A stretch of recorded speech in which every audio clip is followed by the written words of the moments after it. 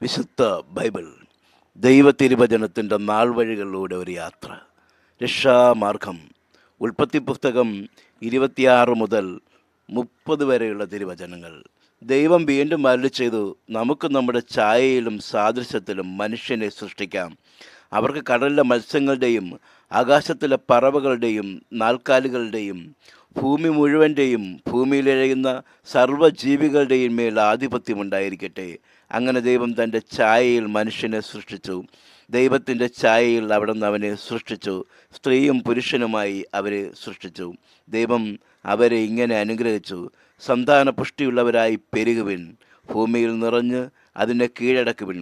കടലിലെ മത്സ്യങ്ങളുടെയും ആകാശത്തിലെ പറവകളുടെയും ഭൂമിയിൽ ചരിക്കുന്ന സകല ജീവികളുടെയും മേൽ നിങ്ങൾക്ക് ആധിപത്യമുണ്ടായിരിക്കട്ടെ. ദൈവം അരുളി ചെയ്തു, ഭൂമുഖത്തുള്ള ധാന്യം വിളയുന്ന എല്ലാ ചെടികളും വിത്തുൾക്കൊള്ളുന്ന പഴങ്ങൾ കായ്ക്കുന്ന എല്ലാ വൃക്ഷങ്ങളും ഞാൻ നിങ്ങൾക്ക് ഭക്ഷണത്തിനായി തരുന്നു.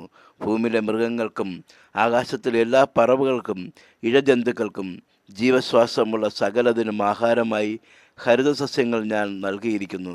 അങ്ങനെ സംഭവിച്ചു. ഞാൻ സൃഷ്ടിച്ചതെല്ലാം വളരെ നന്നായിരിക്കുന്നുവെന്ന് ദൈവം കണ്ടു. സന്ധ്യയായി, പ്രഭാതമായി, 6-ാം ദിവസം. പ്രിയമുള്ളവരെ, നിങ്ങൾ ഏത് സ്ഥലത്തായിരിക്കുന്നുവെന്ന് നിങ്ങൾക്ക് ചിന്താഭാരമാണ്.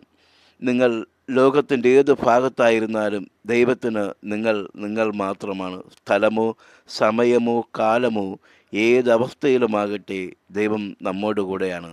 നമ്മൾ എത്രമാത്രം അവനോടുകൂടെയാണ്. നമ്മൾ ഓടിത്തളർന്ന ദൂരങ്ങൾ, നമ്മൾ കടന്നുപോയ ജീവിത സാഹചര്യങ്ങൾ, നമ്മൾ കണ്ടുമുട്ടിയ വ്യക്തിബന്ധങ്ങൾ, നമ്മൾ മറ്റുള്ളവർക്കായി ചെയ്തു തീർത്ത സൽക്കർമ്മങ്ങൾ, ചെയ്തു തീർത്ത പൊതുപ്രവർത്തനങ്ങൾ, തോളിലേറ്റിച്ചു വന്ന ജീവിതഭാരങ്ങൾ, തിരിച്ച് നമുക്ക് നേരെ തൊടുത്തുവിടുന്ന അഗ്നിശരങ്ങൾ, അവ കോർത്ത് തറയ്ക്കുന്നത് എവിടെയാണ്? ഹൃദയത്തിലോ, ശിരസിലോ, മാംസത്തിലോ, എല്ലിലോ, അതോ മനസ്സിലോ?